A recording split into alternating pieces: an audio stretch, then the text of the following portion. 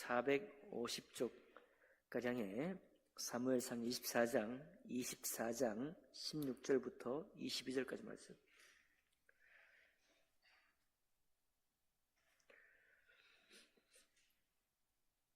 네, 우리 16절 다윗이 사울에게부터 합독하도록 하겠습니다. 시작. 다윗이 사울에게 이같이 말하기를 마침에 사울이 이르되 내 아들 다윗아 이것이 내 목소리냐 하고 소리를 높여 울며 다윗에게 이르되 나는 너를 학대하되 너는 나를 선대하니 너는 나보다 의롭도다. 내가 오늘 나타냈나니 여호와께서 나를 내 손에 넘기셨으나 내가 나를 죽이지 아니하였도다. 사람이 그의 원수를 만나면 그를 평안히 가게 하겠느냐? 내가 오늘 내게 행한 일로 말미암아 여호와께서 내게 선으로 갚으시기를 원하노라. 보라, 나는 내가 왕이 될 것을 알고 이스라엘 나라가 내 손에 견고히 설 것을 아노니 그런즉 너는 내 후손을 끊지 아니하며 내 아버지의 집에서 내 이름을 멸하지 아니할 것을 이제 여호와의 이름으로 내게 맹세하라 하니라. 다윗이 사울에게 맹세하며 사울은 집으로 돌아가고 다윗과 그의 사람들은 요새로 올라가니라. 아멘.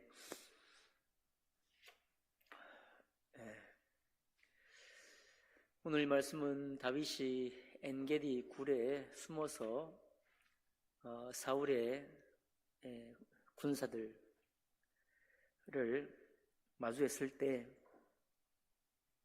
사울이 굴에 들어와서 이를 볼 때 다윗이 사울을 선대한 그런 이야기가 앞에 나와 있습니다. 다윗이 가만히 사울에게 가서 그 옷자락을 베고 그리고 그 옷자락을 벤 것으로도 마음에 찔려서 하나님께서 기름 부음 받은 하나님이 기름 부으신 왕을 사람의 손으로 죽일 수 없다 이렇게 하고 그리고 거기서 떠나와서 거리가 떨어진 상태에서 사울에게 말합니다. 내가 왕을 선대거늘 내가 항상 왕을에게 선하게 대했건만 어찌 왕은 나를 죽이려 하십니까?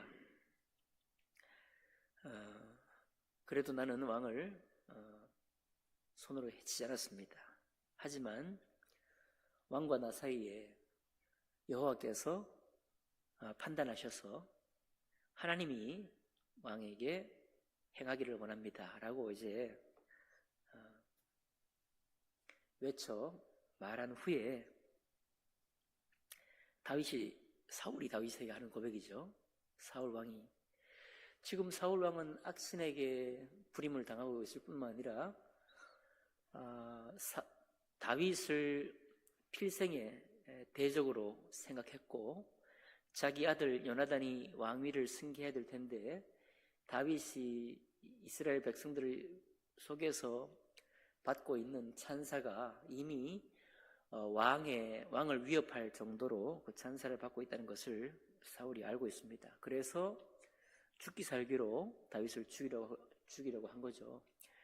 끝까지 하나님이 기회를 주시고 사람들이 다윗을 찾아 고소할 때마다 군대를 끌고 나가서 다윗을 쫓아갔습니다.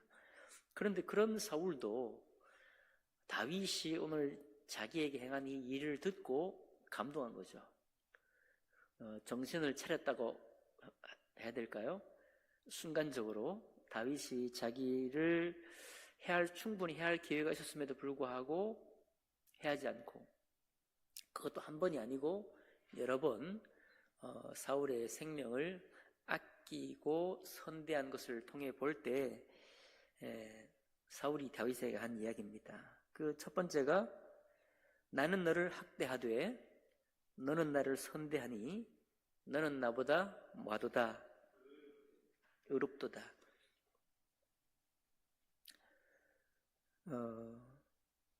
그리고 19절에 보니까 사람이 그의 원수를 만나면 그를 평안히 가게 하겠느냐. 모든 상식이, 모든 사람이 하는 방식이, 대부분의 사람들이 이렇게 할 텐데 원수를 만나면 평안히 가게 하지 않는다. 반드시 보복하거나 복수하는 것이 인지상정이고 그것이 세상이 흘러가는 이치다. 그러나 너는 나에게 그렇게 행하지 않았다. 내가 오늘 내게 행한 일로 말미암아 여호와께서 내게 손으로 갚으시기를 원하노라. 축복하고 있죠. 다윗을 도리어 축복하고 있고, 이 축복이 보통의 축복을 지나서 20절 보니까요. 보라, 나는 내가 반드시 왕이 될 줄 알고 이스라엘 나라가 내 손에 견고히 있을 것을 안다라고 말하고 있습니다. 앞서서 요나단과 다윗이 서로 우정을 주고받을 때 요나단도 이미 그 얘기를 했죠. 내 아버지 사울이 네가 왕이 될 줄 알고 있다라고 요나단도 얘기를 했습니다. 그러니까 사울이 다윗을 죽이려고 한 이유가 분명한 거죠. 내 나라가 서지 못한, 나의 왕조는 이미 끝날 수도 있다. 이 다윗 때문에 그런 위협을 이미 느꼈던 것이고, 그리고 다윗이 사실은 전쟁터에 나가서 공로를 세우고 또 용감하게 행하고 이미 골리앗을 무찌르는 그 일을 통해서도 전능하신 하나님, 이스라엘의 하나님과 이스라엘의 하나님의 백성을 위해서 얼마나 헌신적으로 했는지를 이미 알고 있었고 했기 때문에 사울도 이것을 이미 알고 있었습니다. 근데 그 이야기 20절이 오늘 특별히 감동이 되는 것이죠. 보라, 나는 내가 반드시 왕이 될 것을 알고 이스라엘 나라가 내 손에 견고히 설 것을 안다. 근데 그 이유가 이제 여러 가지로 우리가 생각할 수가 있죠. 당연히 다윗은 이미 그의 용맹함으로나 또 자기에게 붙여주는 사람들을 지휘하는 통솔력으로나 상당한 이스라엘 백성의 인정을 받고 있는 것으로나 어떤 면을 봐도 왕이 될 만한 그릇이 되는데, 그러나 오늘 이 사울의 이 대사는 그 이유가 어디에 있는고 하니 다윗이 의롭게 행했다는 거기에 있습니다. 나는 너를 학대했으나 너는 나를 선대했기 때문에 의롭다.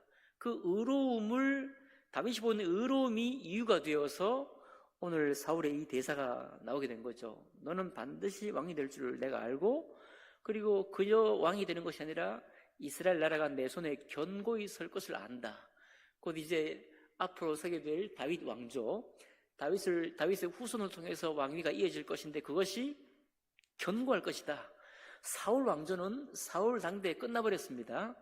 물론 북이스라엘이 사울의 후에 이스보셋을 통해서 사울의 후에 혹은 또 거기도 많은 왕조들이 교체가 되긴 하지만 어쨌든 그 나라는 사울 당대에 이미 그 집계는 끝나고 나머지는 북이스라엘로 왕조가 바뀌게 되지만은 남유다의 다윗 왕조는 역사적으로도 더 길죠. 더 길게 들고, 뿐만 아니라 하나님의 예언을 통해서는 이미 이스라엘 왕조가 끝났지만 영원한 하나님의 다윗 왕조가 하나님께서 이미 예언하시고 약속되었기 때문에 여전히 그 훗날 우리가 민족으로서의 이스라엘이기보다는 약속의 언약의 이스라엘로 마지막 종말의 때에도까지 약속이 남아 있잖아요. 그렇죠? 그런 다윗의 약속을 보게 됩니다. 자, 이 기사를 통해서 우리가 알 수 있는 것이 뭐냐면 예수 그리스도, 다윗은 예수 그리스도의, 그러니까 아브라함과 다윗의 자손 예수 그리스도의 세계라라고 말씀하고 있죠.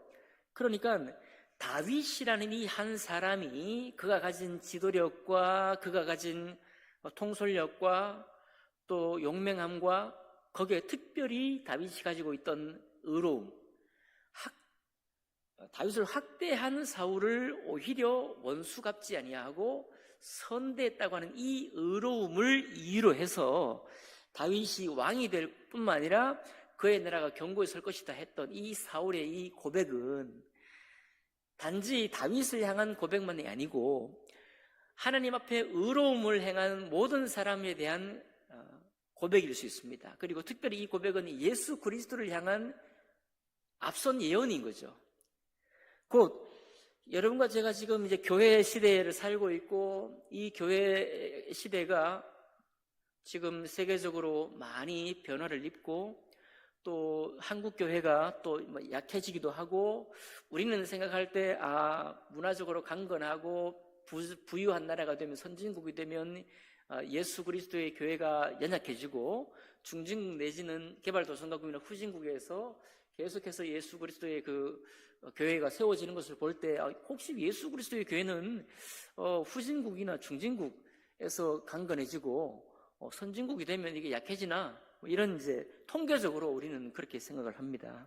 그렇지만 사울의 고백이 영원히 이제 응답이 되는 거죠. 참 신기하지 않습니까? 사울의 이 고백이, 우리가 사울도 예언자의 하나냐 이렇게 이제 농담이 이제 비꼬는 말로 속담이 되기도 했지만, 이 말씀은 굉장히 우리에게 강력한 예언이 되는 것입니다.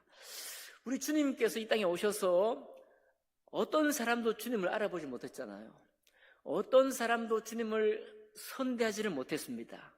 곧 이 땅에 사는 사람들은 어둠이었기 때문에, 우리 모든 사람은 어둠이기 때문에 참빛이 왔을 때 그를 빛으로 여기지도 못하고 빛으로 대하지도 못했기 때문에 모든 사람이 주님을 어떻게 됐습니까? 학대한 것이죠. 주님을 온전히 대하지 아니하고 밀쳐 떨어뜨리려고 하고 죽이려고 하고, 그리고 그것이 지도자만 그런 것이 아니라 지도자의 말에 감동을 먹고 모든 사람이 십자가에 못 박아 죽이라라고 했던 사람의 그 외침이 모든 사람들의 고백이었습니다.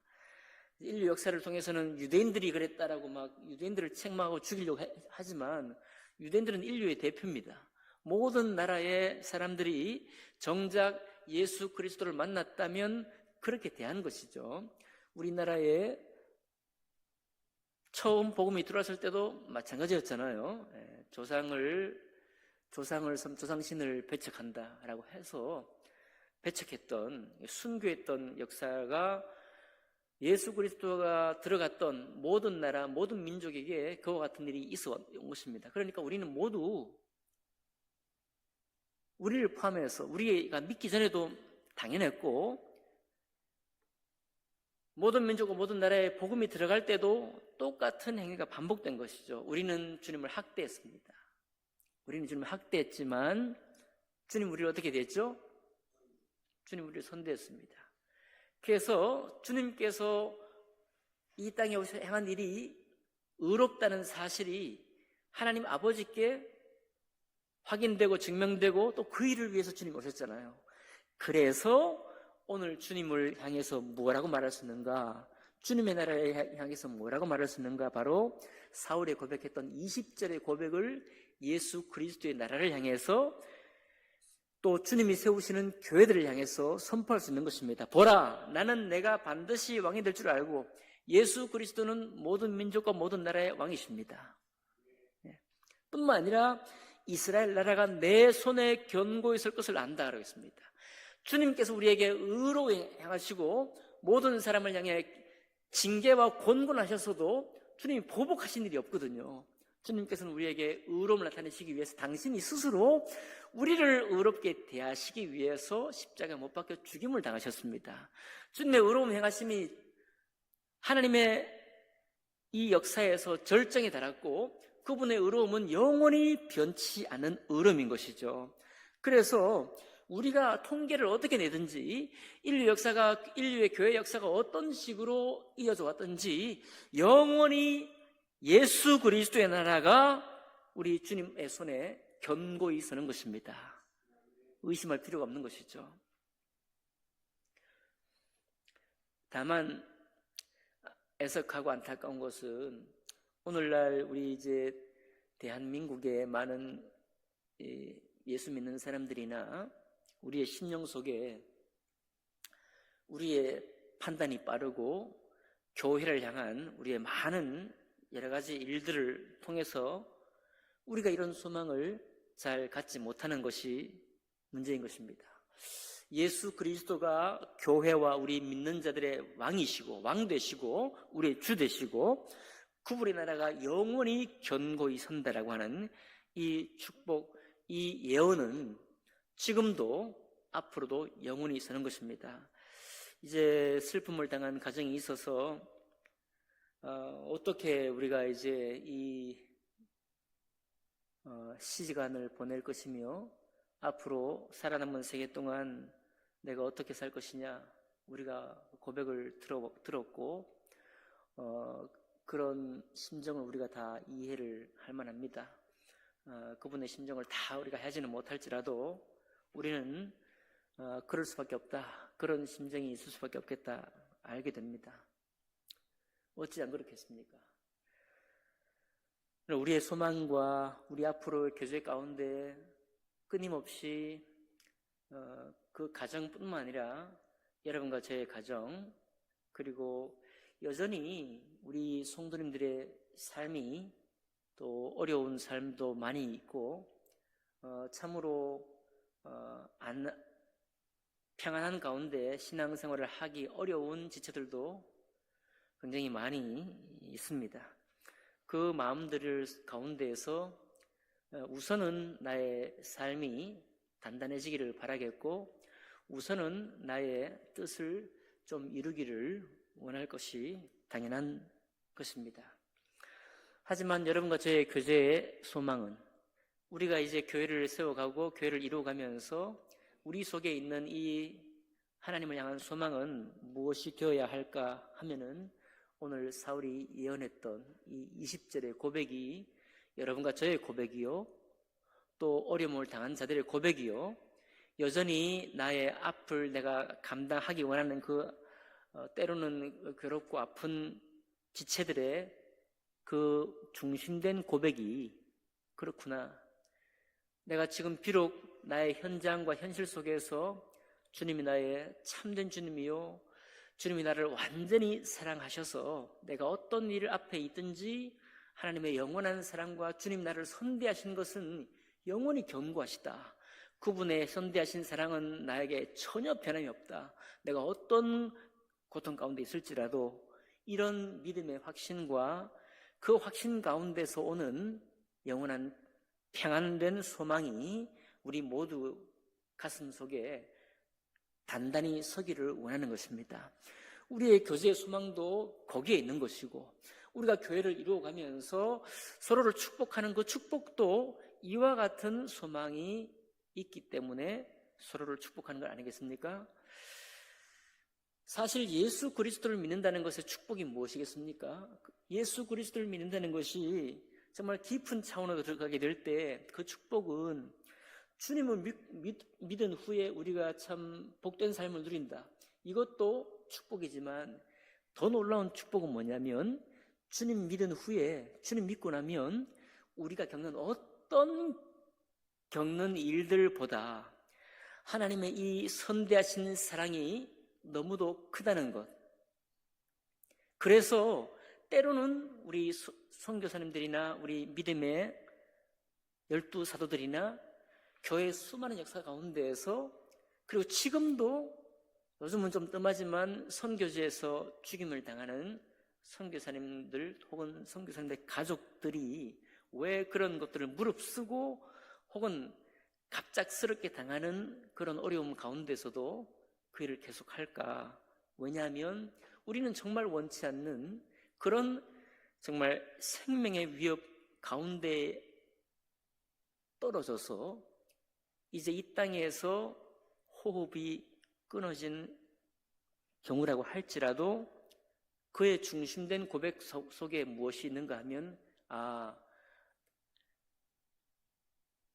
다른 말씀에 있습니다. 하나님의 생명사계 속에 우리가 살아있을 때에도 주님의 생명사계로 우리를 보호하시고 우리가 이 땅에서 어떤 형태의 종말이든 종말을 당했을 때 그의 영원한 생명도 생명사계 속에 있다고 하는 그 믿음, 그리고 나의 주 나의 왕 예수 그리스도는 어제나 오늘이나 영원히 동일하신 나의 주요 나의 왕이라는 이 고백, 그리고 나를 사랑하신, 그리고 나를 선대하신 주님, 그 주님이 내 안에 세우신 주님의 나라 역시 영원히 견고할 것이라고 하는 이 약속, 그 약속 안에 든든히 서 있는, 바로 그것이 예수 믿는 사람의 놀라운 축복인 것입니다. 그래서 우리가 어려운 일을 당하고 아픈 일을 당하는 성도를 볼 때 우리가 가슴이 아프고 눈물이 나지만은 여전히 우리가 주 안에서 교제하는 것이 축복이 되고, 여전히 우리가 소망 가운데 교제할 수가 있는 것입니다. 슬픔 가운데 우리가 넘어져서 함께 울고 함께 이제 위로는 하지만은, 그러나 교제하는 우리도 우리 마음속에 이 나라가 견고히 있다는 사실로 감사와 영원한 찬송이 우리에게 있고, 믿음이 연약한 자든 믿음이 이제 싹터가는 자이든 그분들 가운데에서도 바로 이 고백, 주님 우리를 선대하신 이 사랑의, 영원한 사랑의 고백이 우리 안에 영원하시다, 견고하시다, 내가 겪은 어떤 일에도 불구하고 이 나라는 영원히 흐트러지지 않고 무너지지 않는다, 그 고백이 여러분과 저에게 있는 것입니다. 우리 모두 예수 안에 있는 이 놀라운 평강된 소망을 품기 원합니다.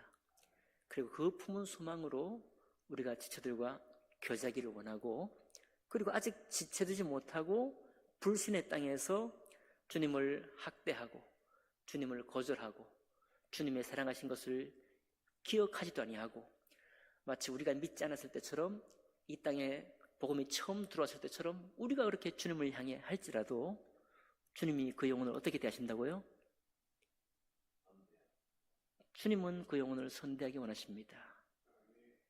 그에게 반복해서 복음이 전파되기를 원하시고, 그가 마지막 호흡이 닿을 때까지 십자가에 달린 한 강도처럼 그 한 번의 고백으로도 주님 나라에 들어갈 수 있는 은혜를 베푸신 분이 예수 우리 주님이십니다. 우리가 찬송할 만하지 않습니까? 우리가 영원히 주님을 고백하며 소망 중에 살 만하지 않습니까? 우리의 이 신앙이 더 견고해지기를 원하고, 우리가 하는 모든 이에게 예수 그리스도 그분의 왕되심과 그의 나라가 영원히 견고히 설 것에 대해서 믿음으로 그가 구원받기를, 주님의 자녀가 되기를 소망하는 여러분과 제가 되기를 주님 이름으로 축복합니다. 기도하겠습니다. 살아계신 하나님 아버지, 감사드립니다. 사울과 다윗의 이 절절하고 드라마 같은 이 참 그 심정이 절절하고 그 심정을 헤아릴 수도 있고, 또 그럼에도 불구하고 하나님의 영의 감동으로 고백한 이 고백들을 볼 때 감사를 드립니다. 또한 이 고백이 예수 그리스도 영원하신 우리의 주님이시요 왕이시며 당신께서 세우실 영원한 나라의 견고한 나라를 향해서 하신 예언인 줄 믿고 감사드립니다. 하나님 아버지, 이 놀라운 축복이 우리의 심령 속에 단단히 설 수 있도록 축복하시고, 우리가 아는 모든 사람들 위에도 하나님의 이 선대하시는 사랑이 전파되고 알려지고 그들 귀에 들어가 그 귀가 열려 주님 믿고 돌아오는 하나님의 역사가 있도록 주님 축복해 주옵소서. 모든 것을 주님께 감사드릴 때 귀하신 우리 주 예수님 이름으로 기도하옵나이다.